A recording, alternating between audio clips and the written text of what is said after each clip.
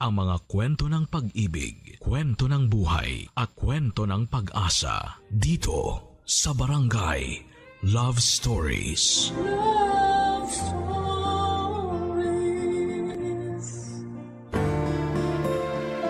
Mahirap mamaalam sa isang tao na akala mo ay makakasama mo na sa dulo ng hangganan.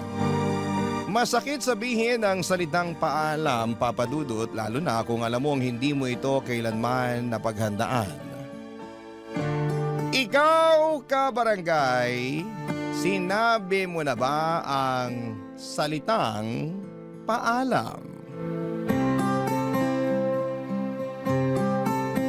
Dear Papa Dudut, nahanap mo na ba ang the one para sa'yo? Yung tutupad ng salitang forever at makakasama mong magkauban.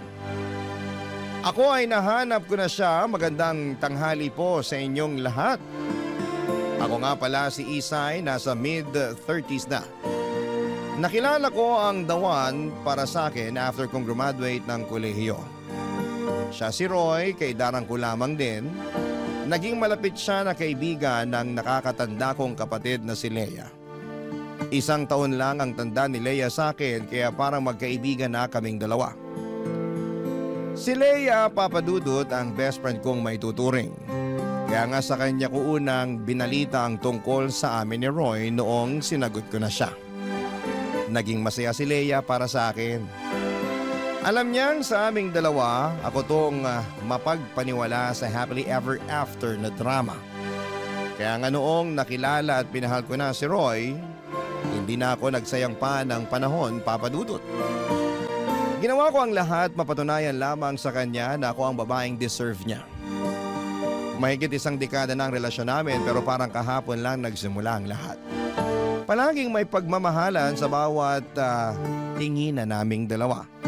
Palaging may paru-paro sa aming mga sikmura na hindi nauubos at napapagod lumipad-lipad.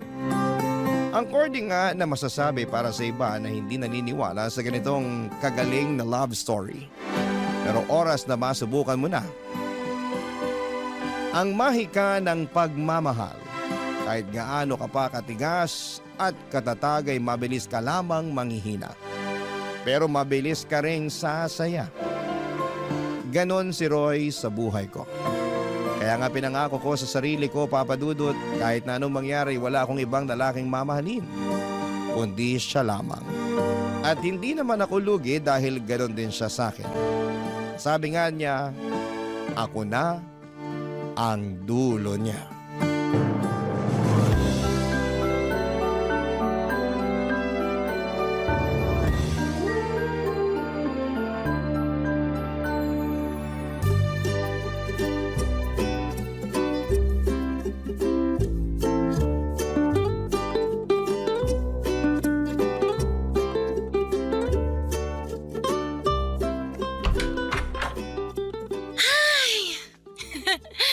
Salamat, nakauwi na rin. Ang hirap magpanggap na masaya kapag suot tong high heels ko. Parang ako pa nga ang nahihirapan sa'yo kanina habang palakad-lakad ka ron sa reception eh. Hindi ko nga ramdam yung sakit kanina. Kasi naman, ang sweet ni na Ange at Peter, nakaka-happy lang yung kasal nila. First time ko nga nakita si Peter na umiyak eh. Pag-ibig lang pala ang magpapaiyak sa kaibigan kong yun. At si Ange, ay nako, alam ko maganda na siya noon pa. Pero iba yung glow niya kanina ha. Totoo talaga ang kasabihan na nag-glow ang mga bride. Tara, upo tayo sa sofa. Yes, please. Ay, pakihilot mo na nga rin tong paa ko. Okay lang ba? Oo naman, ikaw pa ba? Pasensya ka na sa ka-live-in mo ha. Trentahin na kasi. Mabilis nang sumakit ang tuhod, likod at paa. Ay, tara na. Upo ka dito sa tabi ko. Pa-foods pa tayo bukas. Gusto mo? Ay, grabe ka. Nahawakan mo lang yung kalyo ko sa paa, yan agad ang in-offer mo. Makapal na ba masyado? Oo eh. Pwede nang ilaban sa taba ng baboy. Visit ka?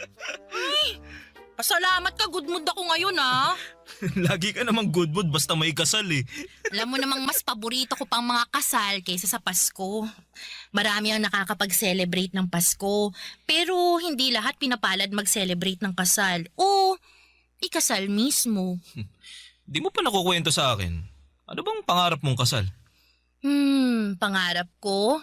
Gusto ko talagang ikasal doon sa simbahan kung saan kinasal ang mga magulang ko. Doon din kasi kami bininyagan ng kapatid kong si Leia eh.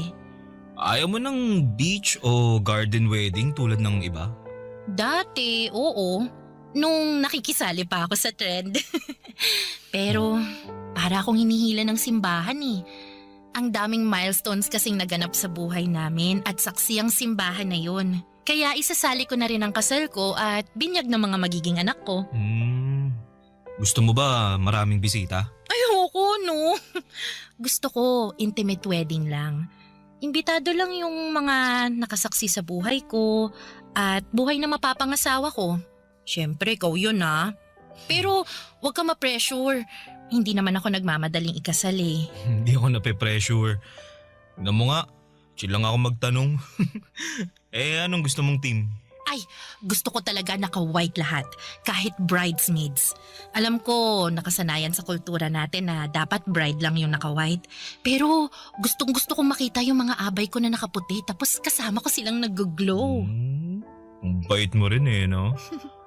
Kahit sariling araw mo, willing kang i-share sa ibang tao. Kasi naman, saksi ang best friends ko sa mga pinagdaanan ko. Gusto ko lang i-share sa kanila yung araw kong yun. Kasi part na sila kung ano mang meron ako. Kaya kita mahal kasi ganyan ka eh. Di ka madamot sa moment. Ay, alam mo ba nung bata ako, Mm. lagi ako naglalaro ng kasal-kasalan. Ang groom ko, yung pinakamalaking teddy bear na regalo sa akin ni Papa nung birthday ko. Tapos yung maliliit na stuffed toys ko, sila yung mga bisita at abay. Wala ka bang kalaro na sinali sa kasal-kasalan na yun? Wala naman kasing gusto makipaglaro sa akin eh. Lahat sila gusto ng bahay-bahayan. Ako lang yung may gusto ng kasal-kasalan. Kumusta naman yung mga kalaro mong nagbabahay-bahayan noon? Pwede ayun. Sila yung kinasal. Habang ako naman yung nagbabahay-bahayan kasama ka. Nagkabaliktad no? Paano kung totohanin na natin yung pangarap na kasal ng batang Isay? Anong ibig mong sabihin? Pag inaya ba kitang magpakasal, papayag ka? Ha?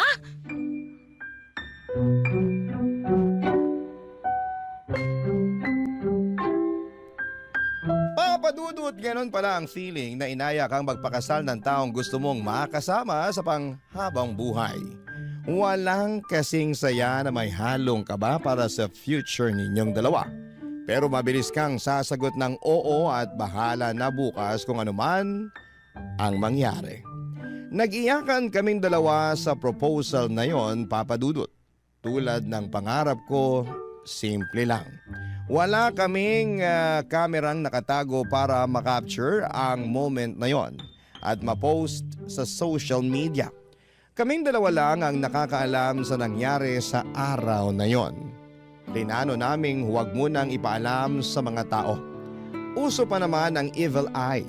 Mahirap nang ma-jinx ang araw na pinakahihintay naming dalawa. Tahimik naming inasikaso ang magiging kasal naming dalawa. Lahat ng gusto at pinangarap ko noong bata ako, lahat yon ay handang tuparin ni Roy para sa akin. Napakaswerte kong masasabi. Tanging ang coordinator lang ang nakakaalam sa magaganap na kasal. Saka na namin ipapaalam kapag malapit na ang petsa ng kasal. Iwas sa mga taong inggit at tahimik na gusto kaming pabagsakin. Iwas jinx. Pero parang hindi yon uubra lalo na kapag tadhana na ang nagpasyang wag ituloy ang naplano.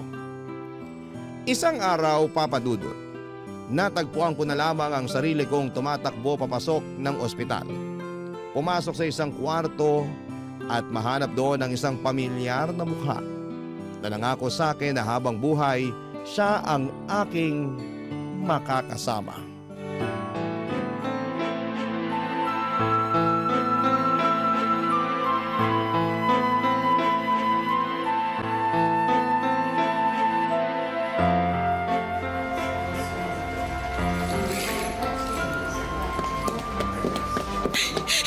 Roy! Roy! Diyos ko, Roy!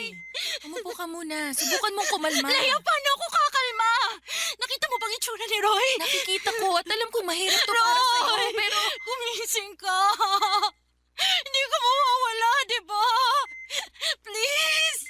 Please, huwag ka mawala! sabi ng doktor, medyo stable naman ang kondisyon niya kahit papano. Kumpara naman kanina. Samahan mo akong magdasal mamaya, ha? Magnovena tayo, Leia. Didinggin tayo ng Diyos pag ginawa natin yun, di ba? Oo nga, naririnig tayo ng Diyos, Isay.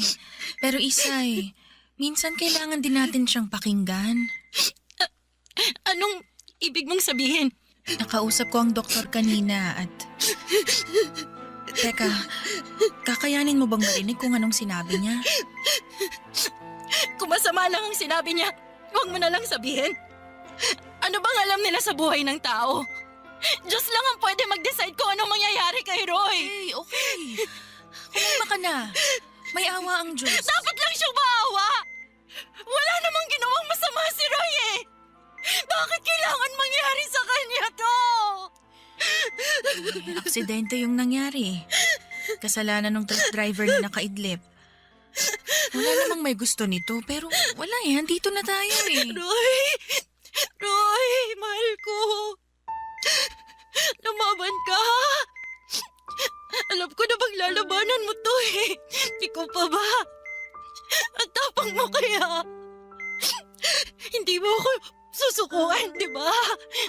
Kasi marami pa tayong plano. Huwag mo akong iiwan, parang awa mo na. Hindi ko makakayanan. Kaya please, Roy, para sa atin. Kailangan kita, Roy. Roy, huwag mo akong iwan. Isay, magpakatatag ka.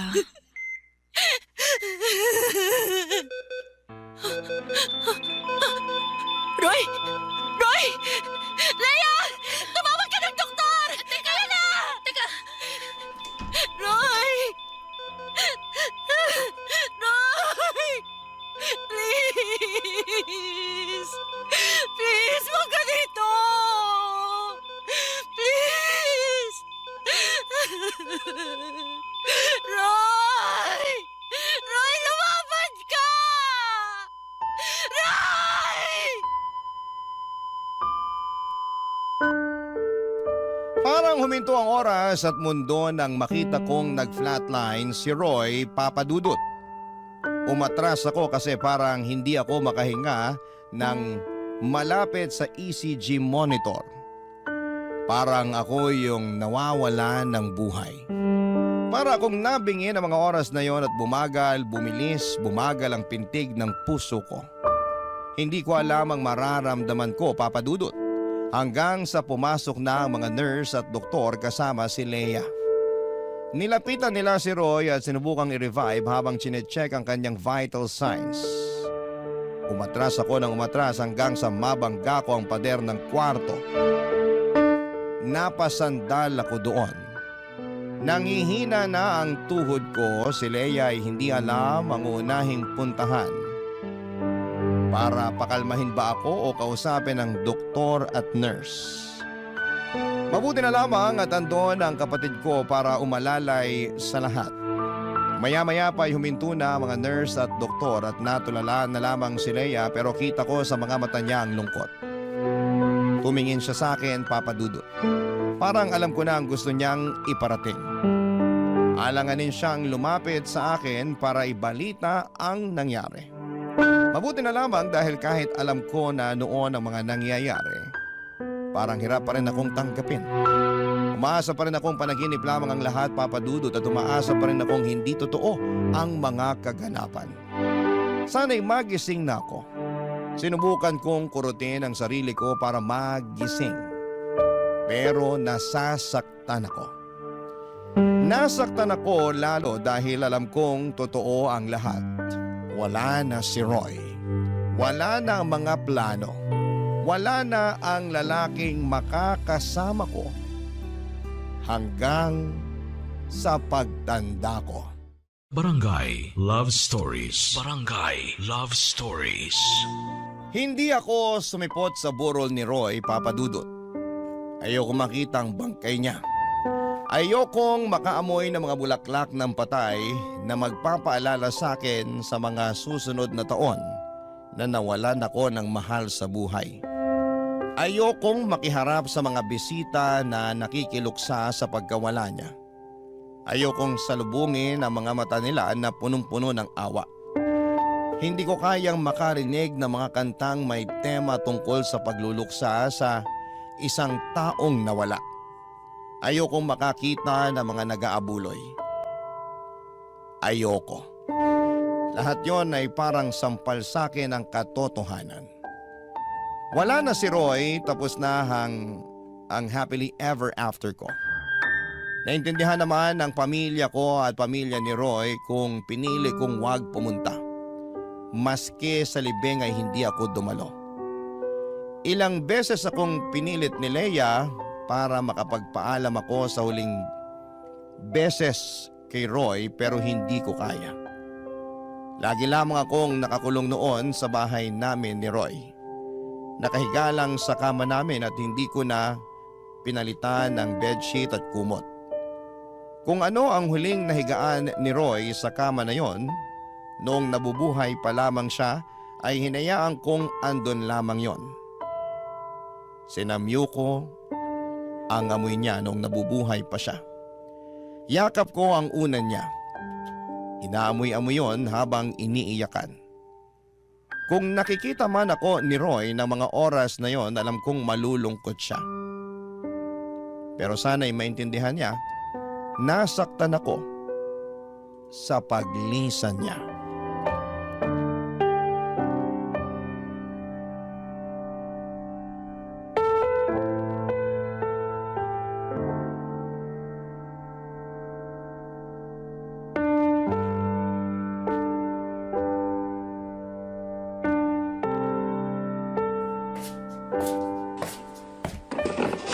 Leia, anong ginagawa mo rito sa bahay?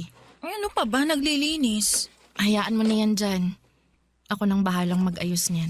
Kailan mo palilinisin? Mag-iisang buwan na mula nung namatay si Roy pero kahit yung mga damit niya nakapatong pa rin dyan sa mesa. Hayaan mo lang mga damit niya! Huwag mong gagalawin! Yan na nga lang yung alaala niya nung buhay pa siya eh. Alam mo, kaya hindi ka makamove on kasi ayaw mo pa rin tanggapin yung nangyari. Madali lang para sa'yo na sabihin yan. Kasi hindi mo alam ang pakiramdam ng namatayan. Alam kong nasasaktan ka, Isay. Naiintindihan kita. Pero kailangan mo ring tulungan ang sarili mo. Oo, masakit tong nangyari talaga sa'yo pero utang na loob naman. Tulungan mo naman yung sarili mong makabangon kahit paunti-unti. Hayaan mo nga ako sa ginagawa ko. Sa itong nararamdaman ko. Kung ayaw kong iligpit ang mga gamit ni Roy o labhan yung mga punda ng unan niya, wala ka na ron. Gusto ko lang maging mabait sa sarili ko. Hinahayaan ko lang yung sarili kong magluksa. Kung gusto mo talagang maging mabait sa sarili mo, tulungan mo yung sarili mo. Hindi yung sabay kayong babagsak na lang dahil dyan sa pagluluksa mo. Sorry kung tunog insensitive, pero mas lalo ka lang mahihirapan kung hindi ka magle-let go.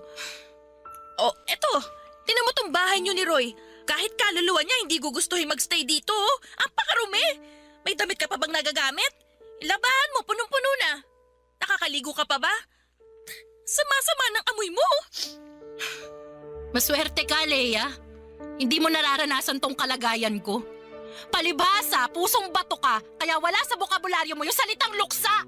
Ganyan na ba talaga katigas ang tingin mo sa akin?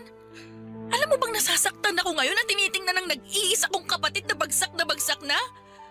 Sa tingin mo madali sa akin na harapin ka sa ganyang kalagayan? O, pasensya na ah. Kasama ko si Roy sa bahay eh. Araw-araw. Tapos, bigla na lang siyang nawala. Ang hirap matulog sa gabi kasi hindi ko na siya mayayakap. Ang hirap na gigising ako na lang pala mag-isa. Naiintindihan mo ba yun? Siguro hindi ko talaga alam kung gaano kasakit yung nararamdaman mo ngayon. Pero ayaw naman kitang makitang ganyan. Kaya ako nandito. Sasamahan kita. Kung kailangan mo ng katabi sa gabi para may mayakap, ako na lang. Huwag kang mag-alala. Pagising mo sa umaga, hindi ako babangon agad para may madatnan ka pang katabi. Ayos lang ba yun sa'yo? Leia! Miss na miss ko na si Roy! Bakit niya ba ako iniwan agad? Tahan na. Hindi ko rin alam ang sagot dyan eh. Pero sa mga susunod, kahit papano, masasanay ka rin na wala siya, ha? Konting pasensya lang. Matatapos din ang pagluluksa mo.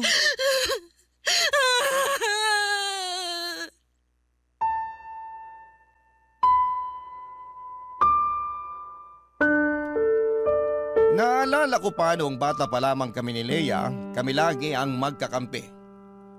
Hindi kami pumapayag na iwan sa area ang bawat isa kapag pinapagalitan kami nila mama at papa. Best friends ang turingan namin. Noong namatay ang pusa kong si Mikmik ay si Leia ang umalalay sa akin. Noong sinabi ng mga magulang ko na pusa lang naman daw si Mikmik, inaway sila ni Leia. Pinagtanggol ako at sinabing importante ang feelings ko. Siya ang naghanap ng lupang mapaglilibingan kay Mikmik. Tuwing Biyernes ng hapon pagkatapos ng klase kasama ko siya na dumadalaw sa libingan ni Mikmik. Hinayaan niya akong magluksa. Iyak ako ng iyak. Mababaw lang talaga kasi ang luha ko at mabilis akong ma-attach sa mga mahal ko sa buhay. Habang tumatagal ay nakamove on ako sa pagkamatay ng pusa kong si Mikmik. At sa kaarawan ko, niregaluhan ako ng isang kuting ni Leia. Kamukhang kamukha ni Mikmik ang tagal niyang hinanap sa mga kalye kung saan siya makakakuha ng puspin na kamukha ng namatay kong pusa. Doon ko napatunayan kung gaano ako kamahal ni Leia.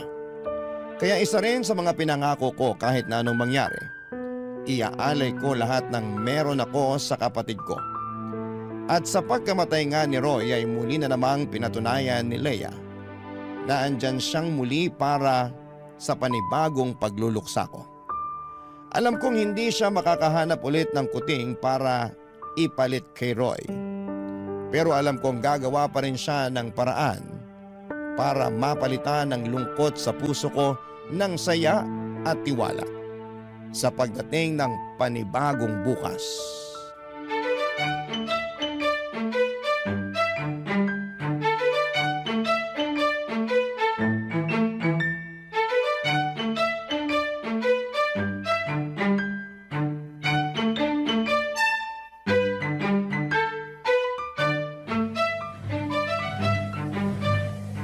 Leia? Oh, gising ka na pala. May niluto akong longganisa at ham. Nandyan sa mesa. Microwave mo na lang para uminit ng konti. Kanina ko pa kasi niluto yun eh. Anong ginagawa mo? Naglalaba. Alam nga naman maglaga ako ng itlog dito sa washing machine. Teka, bakit mo naman pinapakialaman ang labahan ko? Hindi ko na matiis yung amoy eh.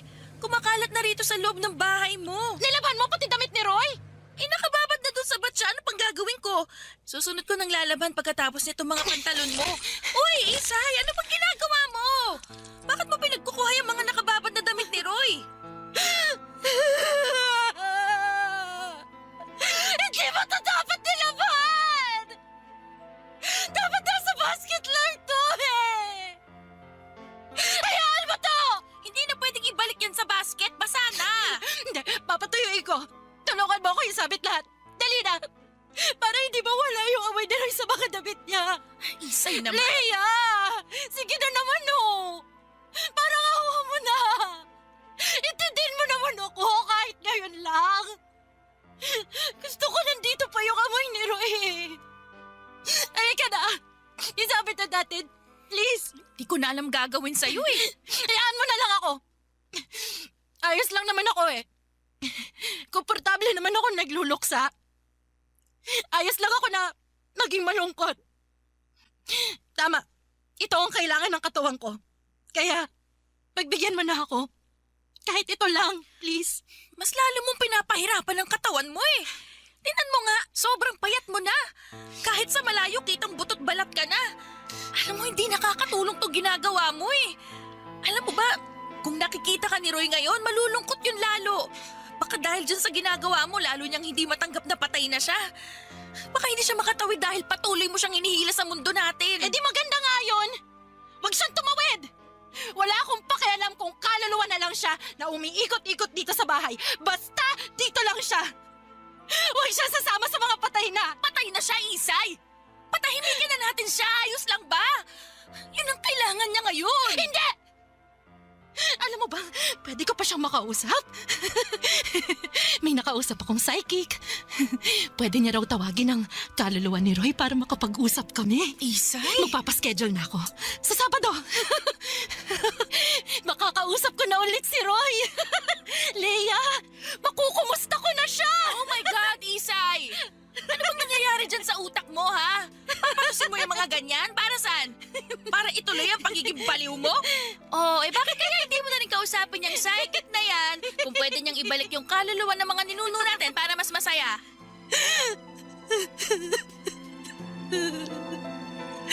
Sobra ka na! Ikaw ang sobra na. Nakakapagod kang tulungan. Sino ba nagsabi sa'yo na tulungan ako? Ikaw naman to nagpumilit na pupunta dito, ah! Ikaw to nakialam sa buhay ko! Aba, tinutulungan ka na nga lang. Ganyan pa rin sasabihin mo sa akin? Sana pala, hinayaan na lang kitang magbulok sa kwarto niyo ni Roy. Alam mo, kapag nagkausap kayo ni Roy ngayon, sumama ka na lang sa kanya ha, para tapos na yung problema ko. Oo talaga! Sasama ako sa kanya! Humanda ka lang! Sasama ako sa kanya para maintindihan mo kung gaano kasakit mawala ng mahal sa buhay! Sa huling sinabi ko ay nakita ko kung paanong natakot si Leia Papadudot. Nakonsensya ko bigla. Alam kong ako ang kahinaan ni Leia. Mahal na mahal ako ng kapatid ko at ramdam ko yon palagi. Mali ang sinabi ko. Kaya naman, nagpakalma muna ako. Hinayaan ko na siyang labhan ang mga damit ni Roy at pumasok ulit ako ng kwarto at doon umiyak.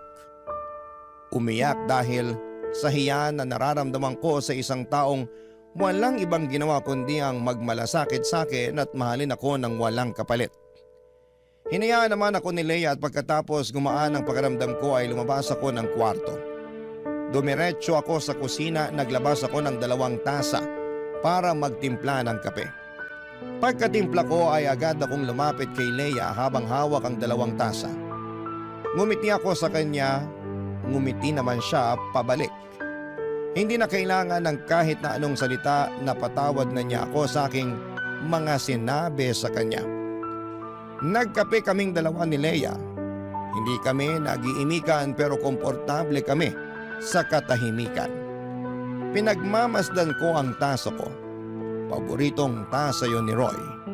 Malaki kasi yon at kulay pula ang paborito niyang kulay. Napanalunan namin yon sa isang peryahan sa isang probinsya na dinaanan namin noong nag-out of town kami para sa unang anibersaryo namin. Sobrang proud niya sa tasa na yon. Mula noon ay inalagaan na niya ang paghuhugas sa tasang yon. Inaalagaan niya, hindi lang dahil napanalunan niya sa perya, kundi dahil nababalot yon ng masayang alaalang kaming 2 ang magkasama at walang ibang inaalala. Naiyak na naman ako nang balikan ko ang alaalang yon. Nakita ko kaagad si Leia at agad na ibinaba ang kanyang tasa at nilapitan ako. Barangay Love Stories. Barangay Love Stories. Unti-unti ay sinusubukan kong sundin ang mga payo ni Leia sa akin para maka-let go na kay Roy Papadudot. Pina-realize niya sa akin na pwedeng mahalin pa rin ang isang taong yumao na kahit ni-let go na natin siya, Papadudot. Which is tama naman siya. Ako lang tong matigas ang ulo at umaasang babalik si Roy sa kahit na anong paraan.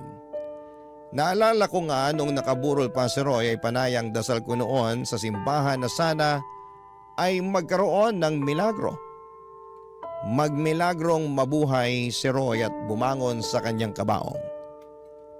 Ganon ako noon, kadesperadang bumalik siya. Hindi talaga ako maka-let go sa kanya. Pero naisip ko na bukod sa akin, napapahirapan ko rin si Roy kung nasaan man siya. Kaya para gumaan na rin ang loob ni Roy na lisanin ang mundong ito ay sinubukan kong makinig kay Leia. Very supportive naman ang kapatid ko.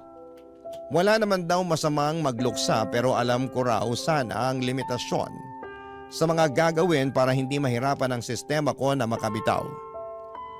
Isang beses ay sinubukan naming mag-inumang dalawa.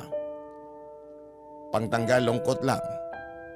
Gawain na namin yon noong college pa lamang kami sa tuwing may bumabagsak kaming subjects at hindi namin magawang ipaliwanag sa mga magulang namin. Hindi kami umiinom talaga pero may mga okasyon na nagpapakalasing kami para lunurin ang nararamdaman namin.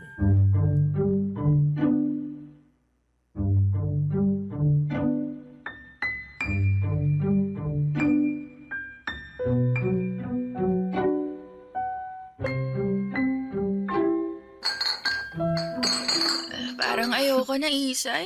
Ang ganyan. Kaya mo pa yan. Oh. Tumigil ka na Cheers. kaya. Okay, tinan mo, nananaba na yung pisngi mo. Ganyan nga ba kapag sobra na sa alcohol? Nasobrahan lang ako sa paksiw. Tsaka sa sisig na pulutan natin. Tapos, kumurot pa ako sa kanin kanina. Shot pa tayo, Lea! Woo! Sarap sa feeling eh!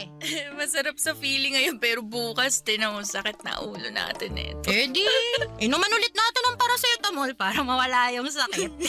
Loka ka talaga.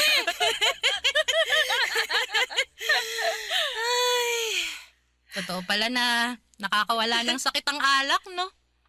Kahit papano, gumanang pakiramdam ko. Uy, pero wag mong ugaling tumakas gamit yung alak ha.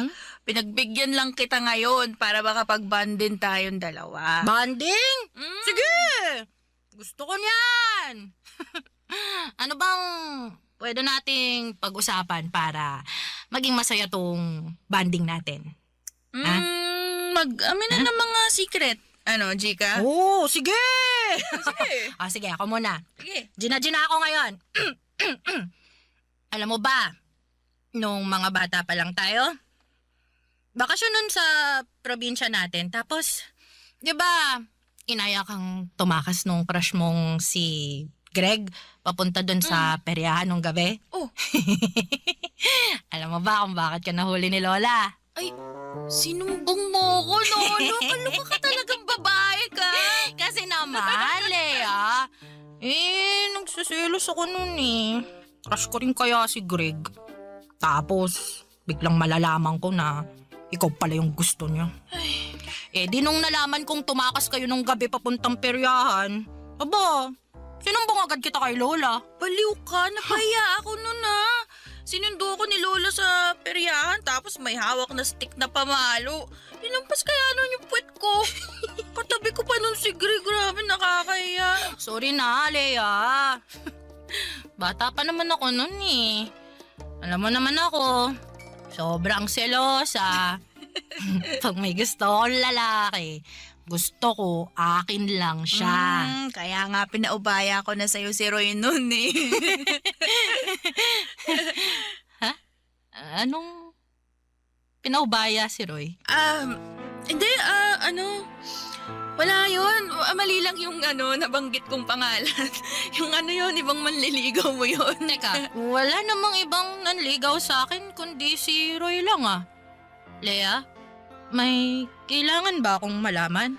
Ay, magligpit na tayo ng mga... Babasagin ko lahat yan kung hindi mo sa akin sasabihin kung ano meron sa inyo ni Roy. Matagal na yun. Matagal na nga! Pero karapat ako pa rin malaman. Naging kami ni Roy. Pero bago ka pa dumating nun sa buhay niya. Anong ibig sabihin nun? Klaruhin mo. Naalala mo nung may nagpapadala ng sunflower sa akin sa bahay. Tinutokso mo pa ako nun at pilit mong inaalam kung sino yung nagpadala nun. Si Roy. Ano? Si Roy ang nagpadala ng mga bulaklak sa akin. Hindi ko lang masabi sa'yo nun kasi hindi pa naman ako sigurado kay Roy eh.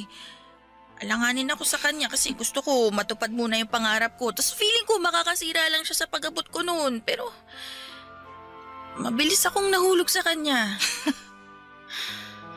Nilihim muna namin yung relasyon namin hanggat hindi pa ako sigurado kung siya na ba talaga. Kasi alam mo yun, ini-enjoy ko namang kasama siya pero lagi akong ginugulo ng mga plano ko sa buhay. Kaya wala kang nalaman nun kasi kami lang talagang dalawa yung may alam sa relasyon namin. Pero wag kang mag-alala, magulo ang naging relasyon namin. Away bati kami. Yung maghihiwalay tapos magkakabalikan tapos walay na ulit. Tapos naisip niya, ligawan ka nung natapos na yung relasyon namin. Ikaw pala yung kinukwento niyang one great love niya. Ha? Yung babaeng minahal niya bago ako dumating sa buhay niya. Hindi ako yun. Ikaw yun, Isay. Ikaw yung one great love na Ikaw sinasabi yung- niya. Ikaw yung naging kahati ko sa kanya nun. Kahit kami yung magkasama, ikaw pa rin yung bukang bibig niya. Kahit sinasabihan niya ako ng I love you, iba pa rin yung nakikita ko sa mga mata niya. Alam mo ba kung paano ko tiniis yun? Alam mo ba kung anong mga sakripisyo ang ginawa ko para lang mabura ka sa buhay niya? Ni hindi ko man lang nalaman na ikaw pala yung babaeng dahilan kung bakit niya ako ginawang panakip-butas!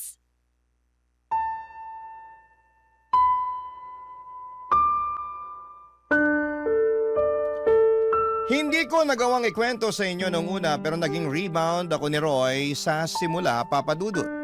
Hindi niya yon inamin sa akin pero naramdaman ko yon sa mga unang buwan na magkarelasyon kami. Panay ang kwento niya na sinasabi niyang one great love niya ang dumaan sa buhay niya. Kung paano niyang ibinuhos ang lahat ng meron sa kanya pero sa huli itataboy lamang siya nito at babaliwalain dahil mas importante ang pangarap para sa kanya. Galit na galit ako noon sa babaeng iyon. Sinumpa ko pa siya kung sino man siya. Nakakabigla na malaman sa dulo na ang kapatid kong si Leia pala yun. Walang kasing sakit na mapagselosa ng sarili mong kapatid sa bandang huli. Iisang lalaki ang minahal namin at napakasakit na siya ang nauna. At siya ang totoong nakakuha ng best version ni Roy. Parang tira na lamang ang naibigay sa akin. Pinilit kong pagtrabahuhan ang pagmamahal ni Roy para lahat ng pag-ibig na natitira niya para roon sa babaeng nanakit sa kanya ay mailibing na sa akin. Sobrang hirap pero nagawa ko naman. Ayos na sana ako sa past na yon kung hindi lang ni-reveal sa akin nang hindi sinasadya ni Leia ang katotohanan. Ang tagal nilang tinago sa akin yon para kung niloko sa lagay ko. Sa tuwing magkakasama kami noong nabubuhay pa si Roy, ano na lamang ang nararamdaman nilang pareho. Sa bawat okasyon na magkasama kaming tatlo ay meron ba silang naaalala sa naging relasyon nila? Paminsan-minsan ba ay naaalala nila ang past nila? Ang masasayang mga araw na magkasama sila. Naalala pa ba nila kung paano nilang minahal ang isa't isa? Ang sakit lang i-overthink. Oo, nasa past na yon pero napakasakit na pagtaguan ng ganong sikreto mula sa dalawang taong minahal ko ng totoo, Papa Dudut.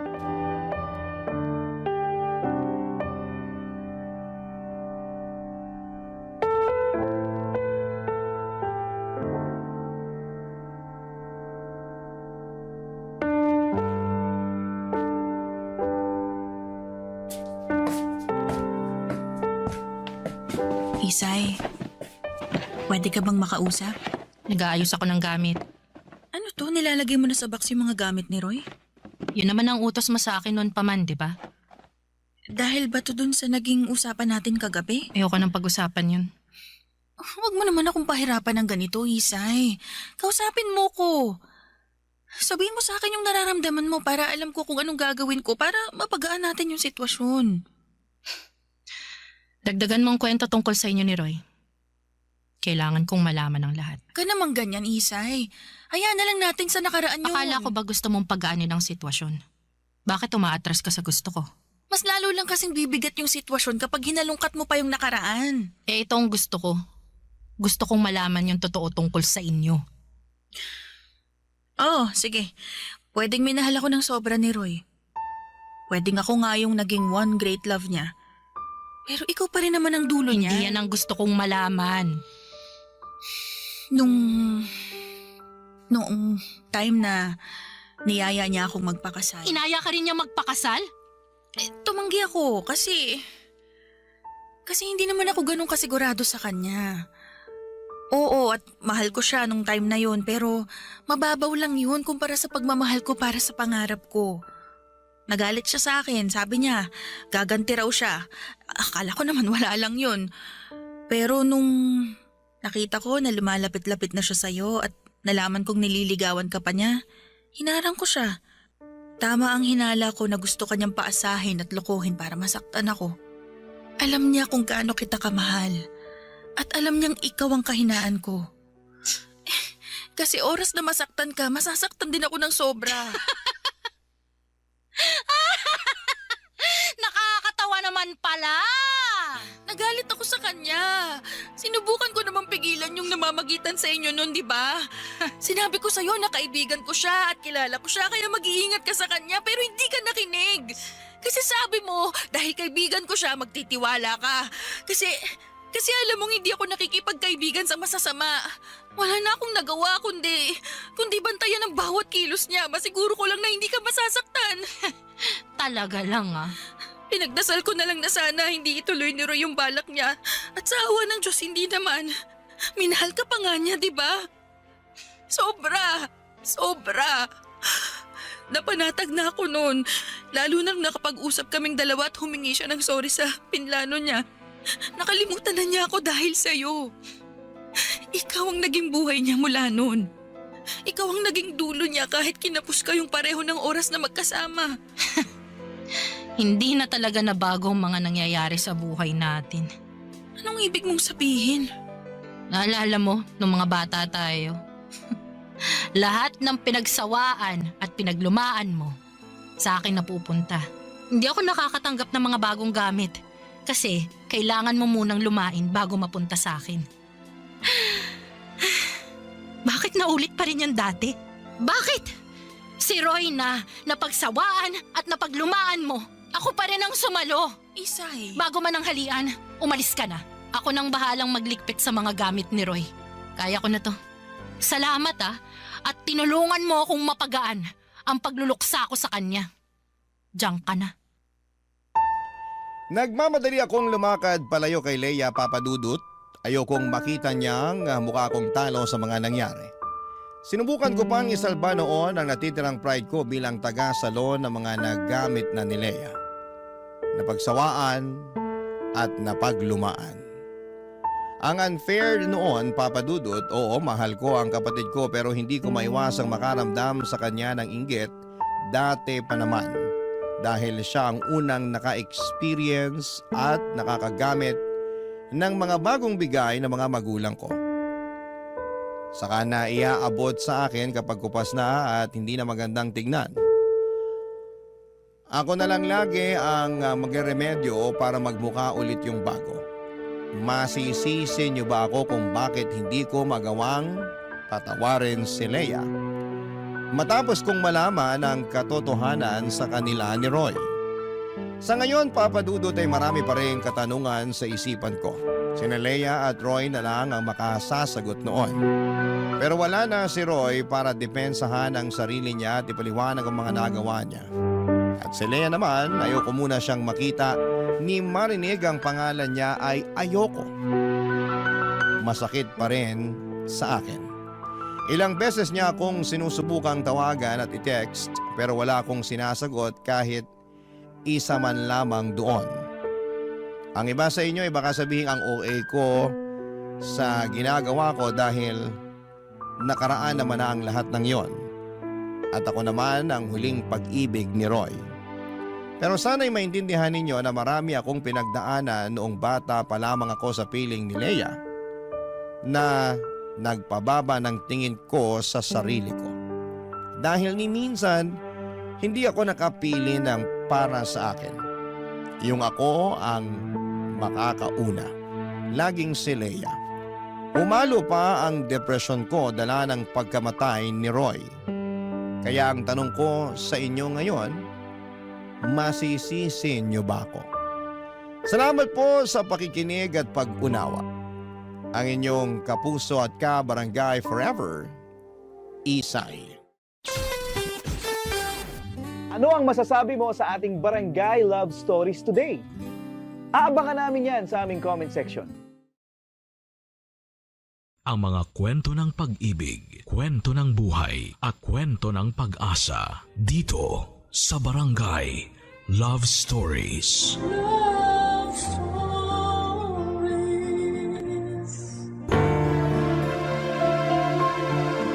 Marami sa atin ang araw-araw na nakikipagsabayan sa agos ng kahirapan. Parang walang katapusang karera habang ang presyo ng bigas, gulay at pamasahe ay pataas ng pataas. Ang sahod naman ay tila nananatiling nakaidlip. Marami ang natutong humawak sa dasal at umaasang balang araw ay makakaahon din, matitikman din ang kahit kakapiranggot na ginhawa. Ikaw, kabarangay, kailan mo nasambit sa sarili mo na all is well pa rin? Kahit halos lahat ay tila hindi na maayos. Dear Papa Dudut, ako po si Boyet, 26 years old sa ngayon, pero yung ikikwento ko po sa inyo ay parang kailan lang nangyari sa buhay ko. Bata pa lamang po ako noon, nakatira po ako sa tiyahin ko sa Cavite. Simula sanggol pa lamang ako ay sa kanya na ako lumaki. Pasalamat ako at binuhay niya ako kahit medyo malupit po siya. Naalala ko pa nga mga sigaw niya sa akin na parang bangungot sa gabi, Papa Dudut. Kaya gusto ko noon na makita ko ang nanay ko.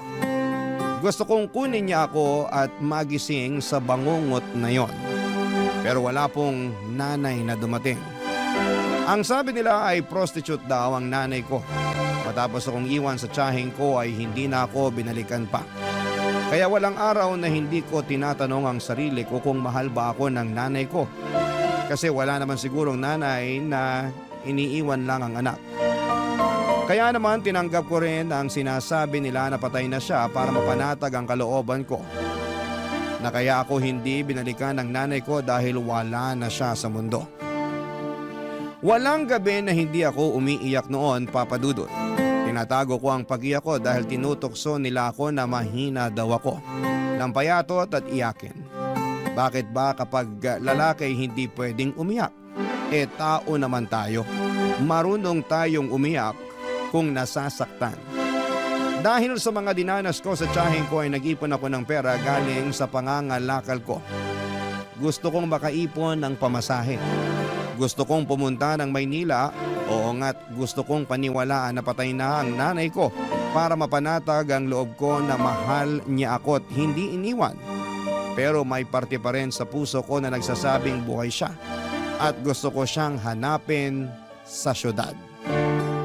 Lumuwas ako ng Maynila kahit na 10 years old pa lamang ako. Daladala ko ang mga pag-asa na sana'y makita ko ang nanay ko. Nang makarating ako sa Maynila ay sobrang takot ang naramdaman ko. Ang laki-laki, ang lawak at ang lahat ng tao ay parang hindi ko mapagkakatiwalaan. Unang gabi ko ay tumambay lamang ako sa labas ng simbahan. Hindi ko na matandaan kung anong simbahan yon. Pero nagdasal ako na sana'y gabayan niya ako. At sana'y walang mangyaring masama sa akin at makita ko ang nanay ko.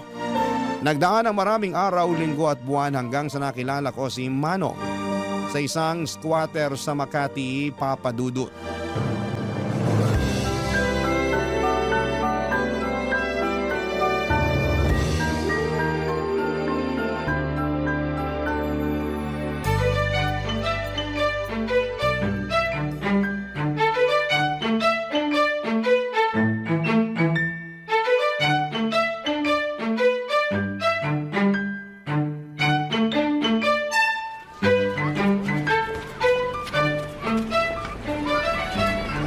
Boyet! Gising na, umaga na. Manong, Talagang bata ka. Dapat sanayin mo yung sarili mong gumising na maaga. Alam mo namang salat tayo sa pera. Kailangan nating kumayod. Alam mo yung kasabihang early worm early bird catches the worm. O, tinuro yun ng teacher ko dati. nakapag-aral po kayo, Manong? Ba, syempre. Graduate ako ng elementary. Pero di na ako high school. Bakit po? Ako na yung ini-interview mo eh. Medya ka ba? Ano po yung medya? Yung nagre-report. Yung nagbabalita sa TV. Saka sa radyo. Sila yung nagsasabi ng totoo. O, di ba? Alam nila yung totoo eh. Oh, kapag sa kanila po ako magtatanong kung kilala nila nanay ko, sasabihin nila sa akin. Eh nako, Boyet. Yan ang hindi ko alam. Malamang hindi rin nila alam. Ang hirap naman kasi nung tanong mo eh. Eh siguro wala na talaga nanay ko. Manalig ka. Huwag mawala ng pag-asa. Opo. Asya, inumin mo na tong tinimpla kong gatas habang mainit pa. Salamat po, Manong ah. Parang kayo na nga po tatay ko eh. Talaga ba? Tatay yung tingin mo sa akin? Opo! Di ba yung mga tatay nag-aalaga sa mga anak nila? Eh, pinagtitimplan niyo ako ng gatas eh. Ginising niyo ako para lang ipainom sa akin to. Ay nako, sige na. Ako na tatay mo. Pero Manong pa rin yung itawag mo sa akin ha. Baka pagkamalan talaga akong anak kita. Hindi na ako makapanligaw niyan. Opo, Manong. Eh yan, mabuti nang nagkakaintindihan tayo. Eh, Manong, salamat po sa pagkup-kup niyo sa akin ha. Kung hindi dahil sa inyo, baka patay na ako. Wala akong makain nun eh. Naisipan ko na nga magnakaw dahil sa gutom eh. Pero nandun kayo. Eh, mabuti naman, hindi ka nagnakaw. Alam mo, marami nang magnanakaw na nakaupo sa pwesto. Kaya hindi umuusad yung buhay dito sa Pilipinas dahil sa kanila eh. Talaga po, Manong? Oo, yun ang sabi ng teacher ko dati dun sa elementary. Tanda ko pa nga, kailangan daw mag-aral para hindi mauto ng mga politiko. Kaya ikaw, mag-aral ka sa susunod na pasukan. Opo, sige po. Mayos ka. Kita mo naman dito, maraming halang ang kaluluwa kasi salat sa buhay. Walang makain. Sabi ko naman sa'yo na mag-ingat ka rito kasi tuso ang mga tao. Hindi natin masisisi kasi pinagkaitan ng mga tao dito. Hindi mo masisisi na ganito yung ugali ng mga tao kasi walang-wala. Kailangan mabuhay. Kaya ikaw, mag-aaral ka. Opo, Manong. Oh, mayos ka, Boyet ha. Dapat asal tao, di hayop. Ibig sabihin nun, maging mabait lang ako. Wala mo na pa pala eh. Pero, maiba ako. Talaga bang ayaw mo nang bumalik dun sa kamag-anak mo sa Cavite? Ayoko na po, Manong. Baka may ginawa kang masama, kaya ka naglayas. Ayoko talaga sa tao yung sinungaling eh. Manong, hindi po ako nagsisinungaling. Gusto ko po talagang makita ang nanay ko. Hindi ko nga alam kung saan ko siya hahanapin pero andito daw po siya sa Maynila. Napakalaki ng Maynila. Di po, may picture naman po ako ng nanay ko eh. Kung makikita ko siya, sigurado makikilala ko yun. Dapat kapag nakita ka niya, maging proud siya sa'yo. Kaya mag-aral ka sa susunod na pasukan, ha? Opo, masusunod po. Papadudot nakatira kami sa pinagtagpi-tagping yero pero ramdam kong nakahanap ako ng tatay sa piling ni Manong. Kahit walang maayos na bahay, mainit, marumi, pero para sa akin ay may pag-asa dahil kay Manong. Matandang binata si Manong, wala siyang asawa at wala ding anak. Dahil wala nga siyang anak kaya ko na ang itinuring niya na parang sarili niyang anak. Ang sabi niya sa lugar na gaya ng squatter ay tuso ang mga tao. Hindi dahil masama sila kundi dahil lahat ng tao sa paligid ay pinagkaitan. Walang araw at gabi na hindi na ako pinapangaralan. Sabi niya kahit mahirap dapat ay matuto pa rin akong maging matinong tao. Pinag-aral niya ako at binilhan ng lapis, papel at gamit sa eskwelahan. Sobrang saya ko talaga, papadudot. Inihatid pa niya ako sa eskwelahan at sinisigurong okay lang ang unang pagpasok ko. Naramdaman ko na kahit na hindi kami magkadugo ay mahal niya ako. Ngunit tulad ng karamihan sa mga bata ay naging pasaway din po ako. Hindi na ako natutuwa sa lapis at papel dahil sa mahirap palang mag-aral. At marami akong nakakaaway na kaklase ko at maging sa ibang section at grade. Hindi naging safe sa akin ang eskwelahan dahil isa pala siyang malaking arena na samot-saring mga bata na iba-iba ang ugali. May matalino, may hindi binayayaan ng talino, may mabuti at masama na sa tingin ko ay hindi naturuan ng tama ng magulang o sadyang spoiled lamang at gustong manghamak ng ibang bata. Hindi ako naging masaya tuwing pumapasok ako, Papa Dudut. Kaya hindi ko sinabi kay Manong na hindi na ako pumapasok. Mas pinili kong magkalakal muli. Mas pinili kong gumala para maghanap ng pera. Kung magkaroon man ako ng kaaway ay hindi ko na kailangan pang magpaliwanag sa teacher. Ang importante sa akin ay makahanap ako ng pera. Hanggang sa isang araw, hindi na naitago ang ginagawa ko. Pinatawag pala si Mano ng teacher ko na hindi ko alam. At sa gabing pag-uwi niya ay nakita kong galit na galit si Manong sa akin, Papa Dudut.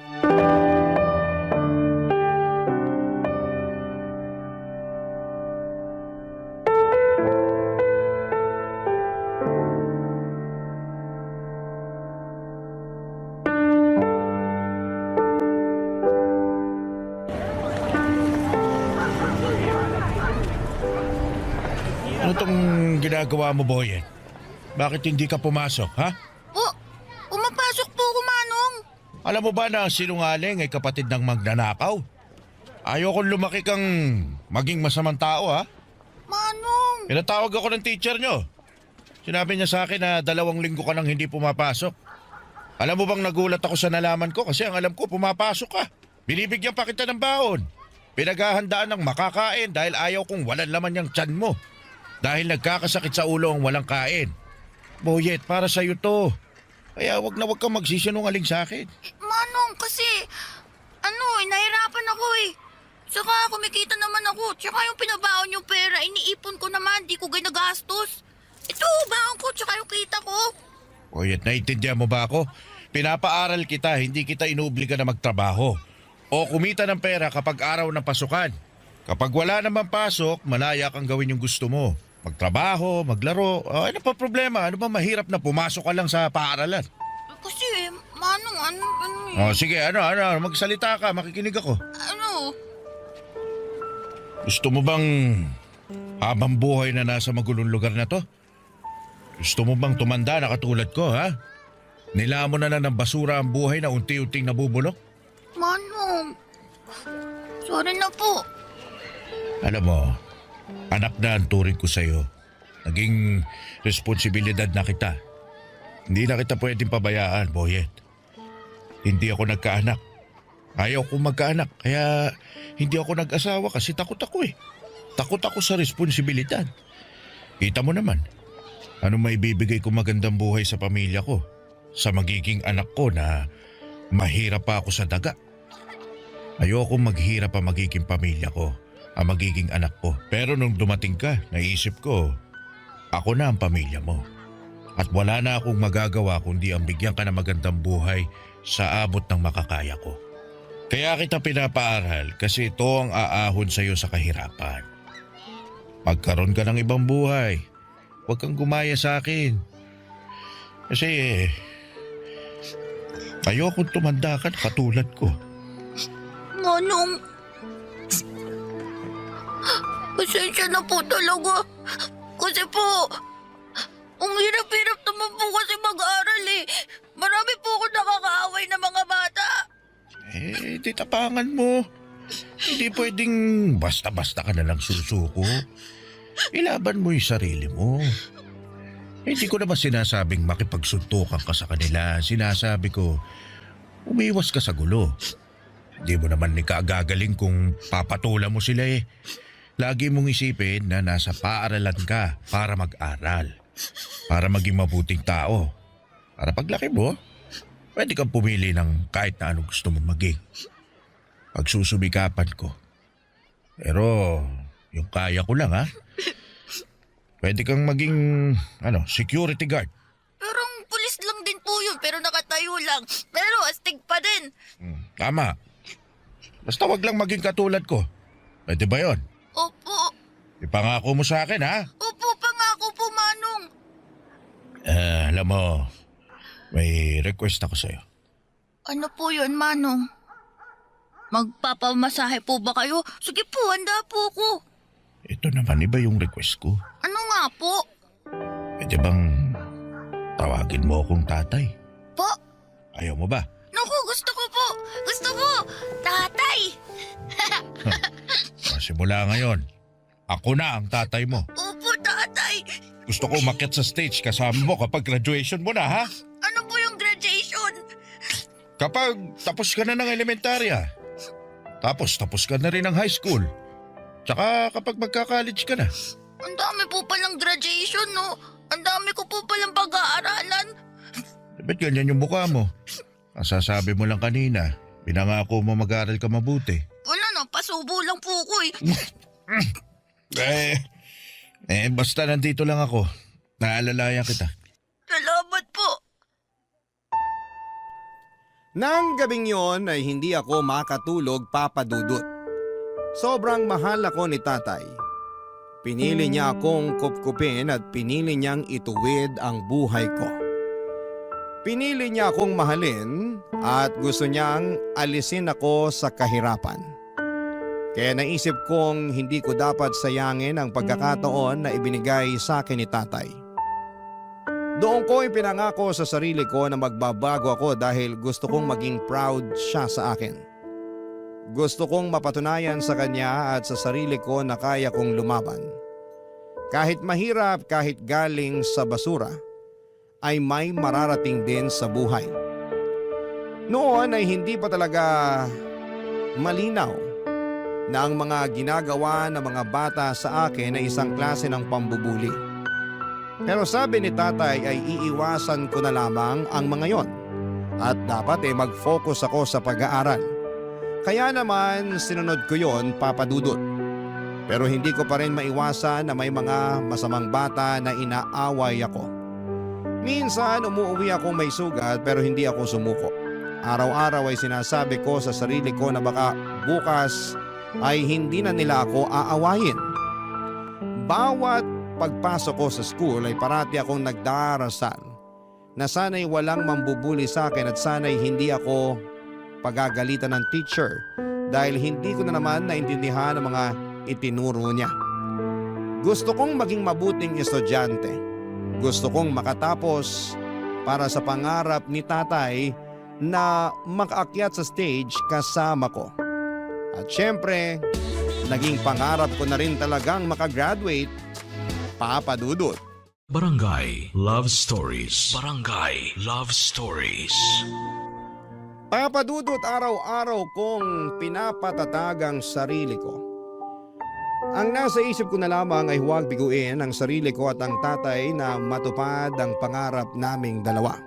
Kahit na walang araw na hindi talaga ako nilalapitan ng mga bully ay tuloy lamang ako sa pagsusumika para makuha ang diploma sa elementarya. Paunti-unti lang ang goal at doon ako nakafocus. Tinapangan ko talaga sa bawat pagsikat ng araw at sabi ko na sa gabi, wala na naman ang mga bully at kasama ko naman si tatay. Pero ayun na nga, sa school ay sobrang hinahamak talaga ako. Kesyo nakatira ako sa basura, sa squatter, nangangalakal at ang baon ko ay galing daw sa basura. Kahit ano pang sabihin nila, iniisip ko na lamang na may pera naman sa basura at may pupuntahan itong pagsusumikap ko sa pag-aaral. Ngunit isang araw, ibang bully naman ang dumating. Nagkasakit si tatay, ibang klase palang bully ang sakit. Kailangan mo ring tapangan at buksain para magpatuloy sa buhay. Ilang linggo na siyang nangihina at kahit sinasabi niyang pumasok ako sa paralan ay mas pinili kong alagaan siya. Hindi pwedeng basta-basta ko na lamang pabayaan siya dahil alam kong hindi madali ang buhay kapag may dinaramdam, Papa Dudut.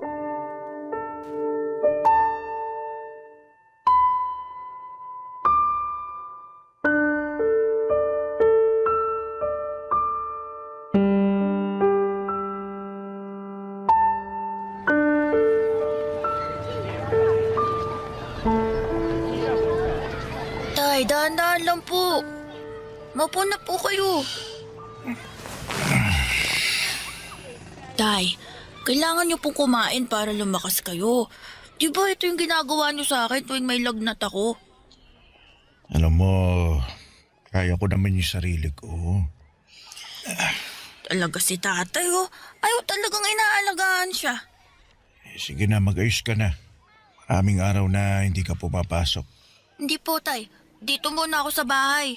Ay nako, huwag na matigas ang ulo. Paano ka gagraduate niyan kung parati kang absent?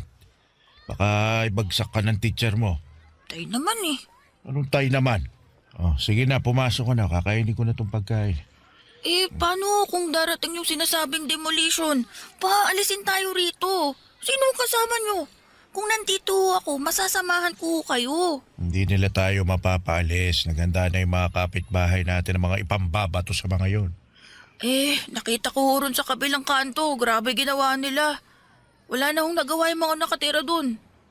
Paano kung saktan kayo rito? May sakit pa ho kayo oh. Eh, kung nandito ka, kaya mo ba ako ipagtanggol sa mga malalaking tao?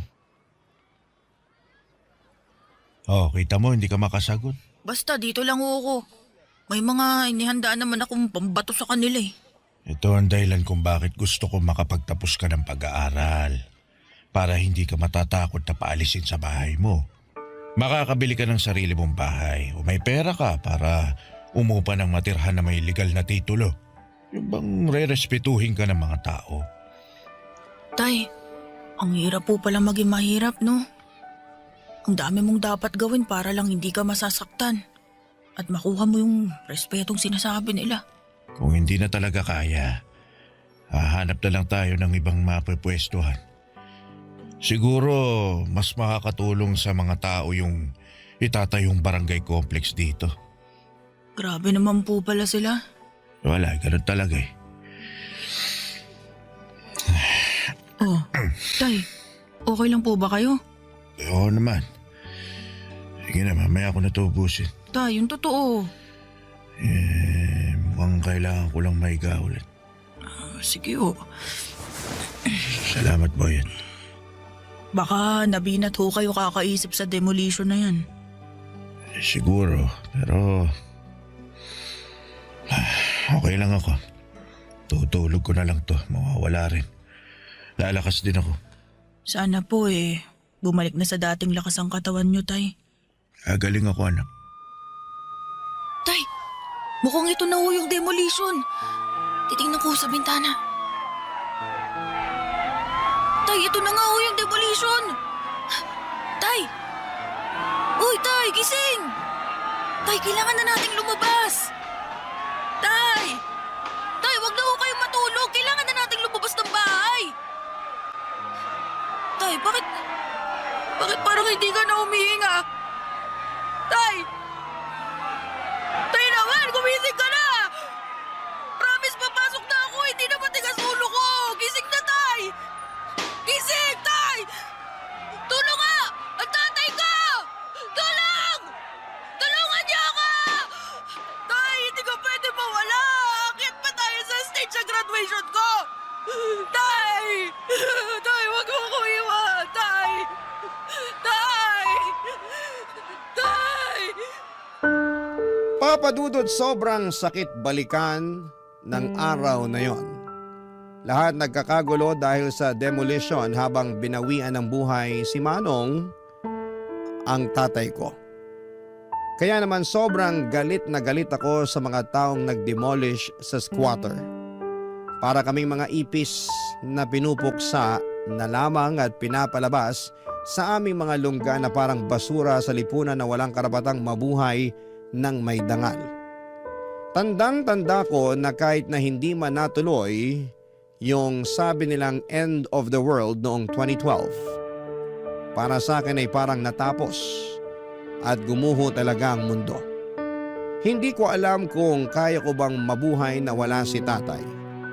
Bakit ganon sila sa mahihirap? Pinapalis nila sa lupang yon para tayuan nila ng barangay hall, health center at basketball court. Bakit hindi kami tulungan na bigyan ng marangal na buhay? Nagsumikap kami araw-araw at hindi po kami batugan. Sana yung gobyerno ay nakita ang hinaing ng mga taong gusto lamang ng may masilungan at matawag na tahanan. Kasi ang mga taong ito ay hindi pinapangarap na maging squatter lang habang buhay. Pero sadyang may lapang tadhana at pagkakataon para sa kanila. Mahirap ang buhay. Mahirap makaahon sa kahirapan. Kahit sobrang sakit sa loob ko kasi hindi ko matutupad yung pangarap namin ni tatay, huminto ako sa pag-aaral kasi kailangan kong unahin ang kalam ng sikmura ko kesa sa pag-aaral. Pasalamat na lang ako dahil sa paghihikayat ni tatay na mag-aral ako ay natuto naman akong magbasa at magsulat. Pero syempre hindi ganon kalawak ang pag-intindi ko sa mga bagay-bagay. Basic lang at marunong din akong magbilang kaya alam kong humawak ng pera. At dumating ang isang bagay na masasabi kong mas malaki ang kikitain ko kesa sa pangangalakal. Ibang kalakal na ang ginagawa ko kahit 15 years old ako noon. Pinasok ko ang pagbebenta ng katawan. Nagbigay ako ng aliw sa mga parokyano. Wala akong pinipili. Tama. Nagaya ko sa nanay ko. Ang kaibahan lang ay hindi ako nabubuntis kasi lalaki ako. Sa bago kong trabaho ay nakagawa ako ng sarili kong maliit na bahay sa isang squatter din. At sa bawat oras, hindi ko makakalimutan si tatay. Parating pabalik-balik sa utak ko ang sinabi niya sa akin na kailangang maiba ang buhay ko. Hindi pwedeng mabubulok ako sa squatter. Kalaunan ay nakapagtrabaho ako sa bar at doon ko nakilala si Nelia na naging girlfriend ko.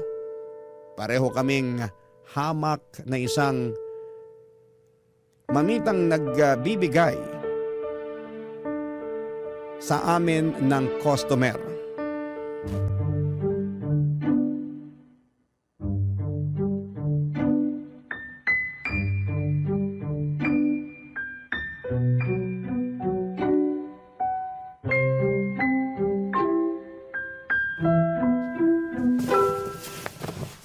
Talagang ganyan ang susuotin mo?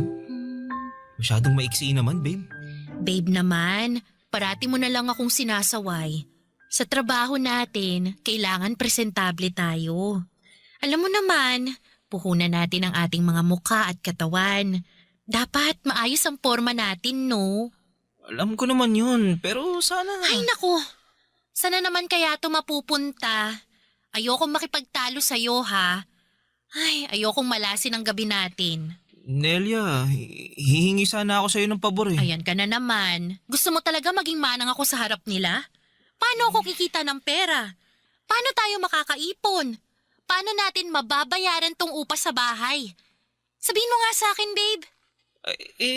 Alam ko naman yan. Ang sa akin lang, sana bawas-bawasan mo yung pagtanggap ng customer na... Na ano? Na ikakama ako. Diretsahin mo na. Babe, bago pa lang tayo maging tayo, ganito na trabaho ko. Ganito na si Nelia. Ganito na trabaho ko. Isang babaeng bayaran. At ganyan ka na rin. Ito talagang ayaw ko eh. Kapag ikaw pwedeng mangialam, kapag ako hindi. Iba kasi yung... Anong pinagkaiba? Pareho lang naman tayong nagbebenta ng katawan, Boyet. Kailangan natin to kasi hindi tayo nakatapos ng pag-aaral. Wala tayong makukuhang ibang trabaho na magbibigay sa atin ng malaking datong. Wala! Kaya wag na natin pag-usapan to. Ang mahalaga, mag-ingat tayo sa ginagawa natin. Pasensya na talaga. Hindi ko lang maiwasang magselos eh. Nako, hindi nakakain ng selos-selos na yan. At wag ka nga magselos. Trabaho lang naman lahat ng to eh. Parang artista. Aarte ka lang, paghusayan mo gaya ng gusto ng customer. Tapos, di ba ganyan din naman ang ginagawa mo? Sa bagay. Iniisip ko lang na nagamit man nila ang katawan ko. Pero hindi naman ang kaluluwa ko. Ang lalim naman nun, babe. Kaya sana maipasa ko yung exam ko. Para makatapos ako kahit senior high man lang. Para makahanap din ako ng ibang trabahong matino. Gusto ko na kung magkaanak man tayo balang araw, magiging maayos na ang buhay natin. Mabibigay ko sa magiging anak natin ang buhay na maganda. Yung hindi naghihirap. Yung kaya natin suportahan kung ano yung gusto niya. Pag-aaralin natin yun hanggang kolehiyo. Ang taas talaga ng pangarap mo, babe. Pero tama. Ayoko rin maranasan ng magiging anak natin ang hirap sa buhay. Naghihirap na nga tayo. Ipapamana pa ba natin sa kanilang ganitong buhay?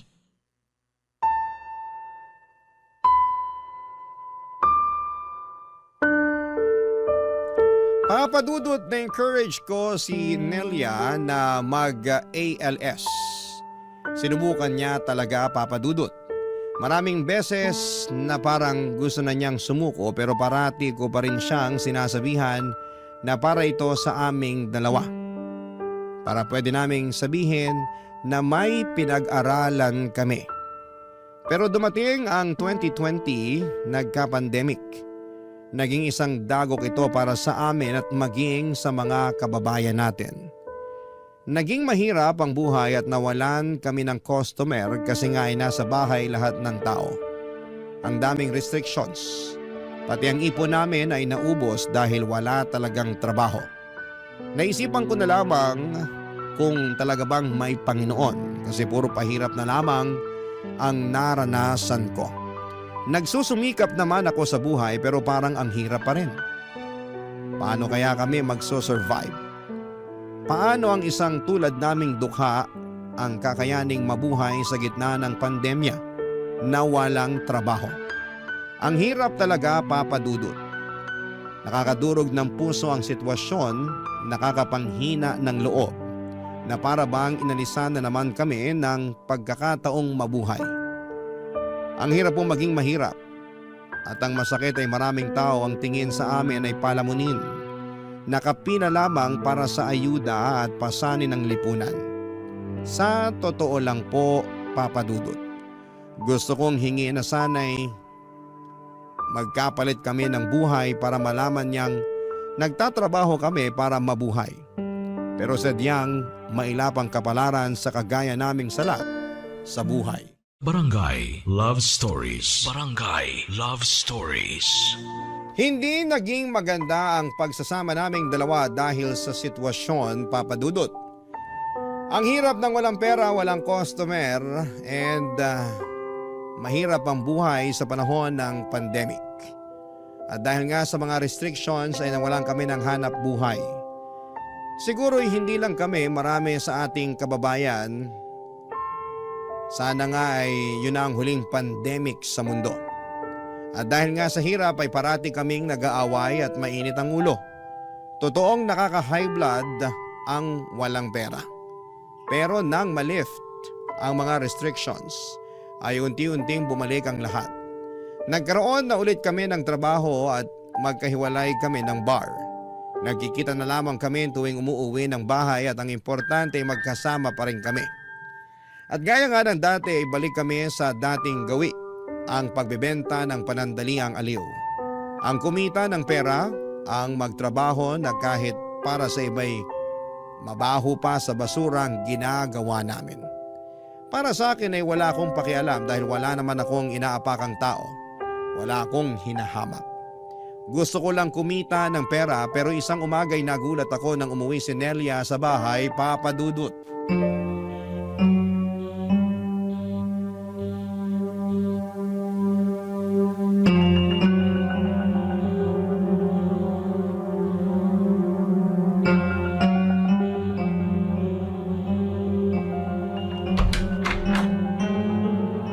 Babe! Babe, ano nangyari sa'yo? Teka, may mga pasa ka. Sino may gawa sa'yo nito, ha? Babe! Nakakatakot siya. Sinaktan niya ako. Sino? Ba't ganito ginawa niya sa'yo, ha? Yung customer ko. Matapos niya akong pabuyin, balak niyang hindi ako bayaran. Kaya umalma ako. Pero sinampal niya ako ng malakas. Tumilapon ako sa kama. Tinadyakan niya ako. Pinagsususuntok. Ang sakit. Ang sakit-sakit, babe. Hayop siya. Kilala mo ba yon? Hindi. Hindi ko kilala. Pero kapag nakita ko siya, mamumukaan kong demonyong yon. Bakit nangyari sa ito? Kung alam ko lang na ganun siya, hindi na ako sumama sa kanya. Ayoko na. Ayoko na sa lintik na buhay na to. Nakakapagod. Pasensya ka na, Nelia. Kung nandun lang sana ako eh. Naipagtanggol sana kita eh. Ang dami nitong mga sugat at pasamo. Mawalang hiya talaga sila. Kahit noon pa man, kung sino pa yung angat sa buhay, sila pa ang may asal demonyo. Siguro nga, ito na yung panahon na ihinto ko ng ganitong trabaho. Ayoko na. Kaya, magsusumikap ako. Mag-aaral ako. Gusto ko makapagtapos para makakuha ng matinong trabaho na hindi yuyurakan ng pagkatao ko. Tama yan. Papangako ko sa'yo na balang araw. Ire-respeto tayo ng mundo. Hindi na tayo mamalitin. Hindi na tayo bababuyin. Magiging tao na ang tingin sa atin.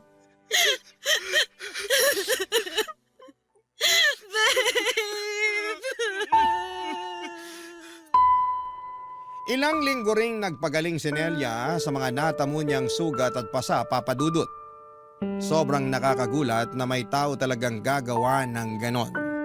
Pasalamat na lang ako at hindi niya tinuluyan. Nakakasama pa rin ng loob, bagamat masaya pa rin ako dahil nakakasama ko pa rin ang babaeng mahal ko. Pareho kami nag-aral sa ALS hanggang sa graduate ako ng senior high school. Kaya hindi pa rin ako makaalis sa trabahong pagbibigay aliw, Papa Dudut. Kailangan ko pa rin ng pera para sa training ko bilang security guard. Sabi ko sa sarili ko na malapit na talaga at makakawala na rin ako sa kadena ng kahirapan. Pero nagkaroon ng problema. Nilagnat ako at ilang araw nang hindi ito gumagaling. Nagsilabasan na rin ang mga rashes sa aking katawan at ang lalapan ng ubo ko. Dahil sa halos hindi ako makapagtrabaho na ay napilitan akong pumunta sa health center. At natuklasan ko ang isang nakakagulat na katotohanan na ayaw kong marinig. Nang mga oras na yon ay parang nag-flashback lahat ng hirap na pinagdaanan ko. Ang iniwan ako ng aking ina, ang pangungutya ng tiyaheng ko kaya ako lumayas sa Cavite, ang pagiging palaboy sa lungsod, ang pagkupkup sa akin ni Tatay Manong, ang kanyang mga pangaral at pangarap na makapagtapos ako at maging security guard. Ang oras nang mawala siya sa buhay ko. Ang araw na akala ko'y mawawala na sa akin si Nelia dahil sa nangyaring pananakit sa kanya. Nasabi ko na lamang sa sarili ko na sa dinami-rami ng tao sa mundo ay bakit ako pa? Bakit sa akin pa nangyari ito?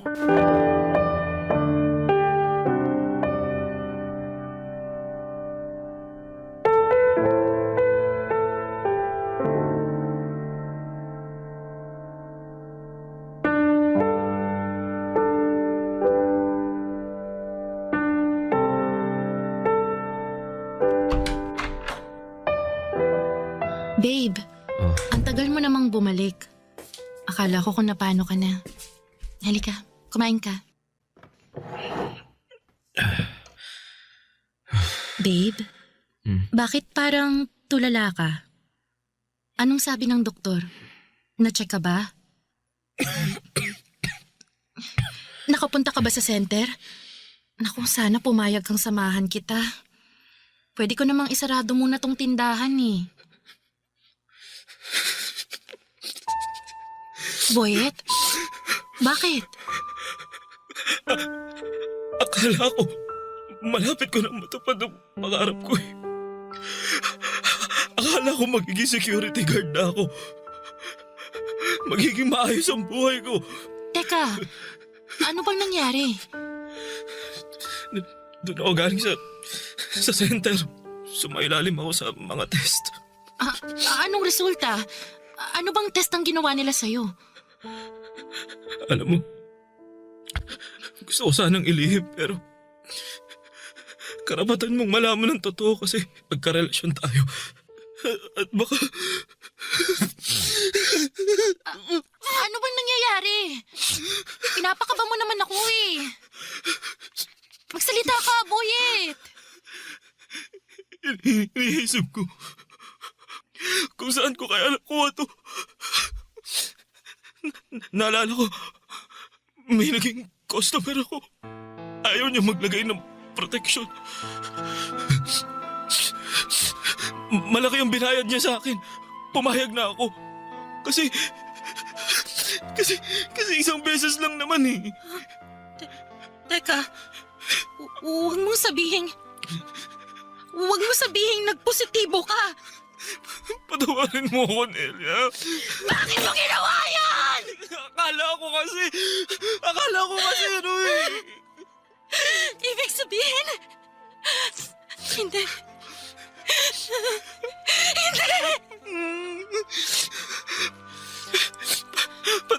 Patawad, Nelia. Patawad.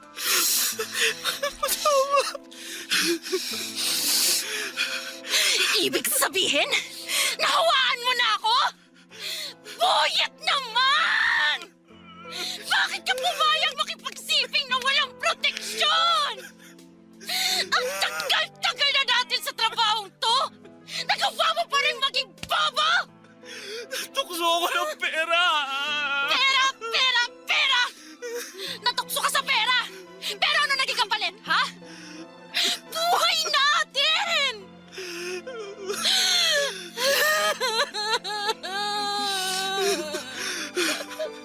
Ayoko, Boyet!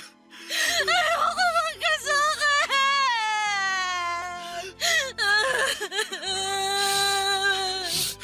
Ayoko magka-AIDS! Ayoko! Nelia, patawarin mo ko. Nindig ka! Eh, magagawa pa yung pagiging mo ng tawad!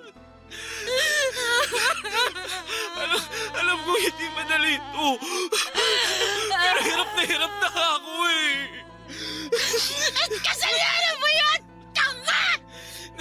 Nelia! Nelia!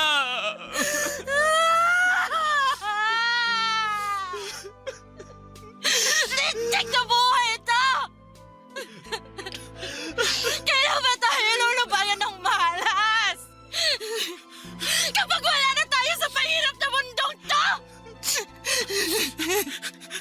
Nelia, hindi tayo mamamatay. Ha? Sabi ng doktor, hindi ito katapusan ng buhay natin. Sabi niya, pumunta ka rin sa center para mapatest ka rin. Pareho natin gagamutin ang mga sarili natin. Malalabanan natin to. Lalaban tayo, Nelia. Lalaban tayo, Nelia. Ha? Lalaban tayo.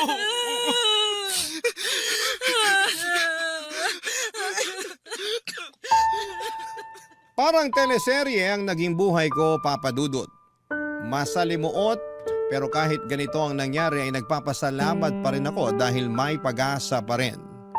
All is well pa rin ang buhay kahit minsan pakiramdam namin ay binigo kami ng kapalaran.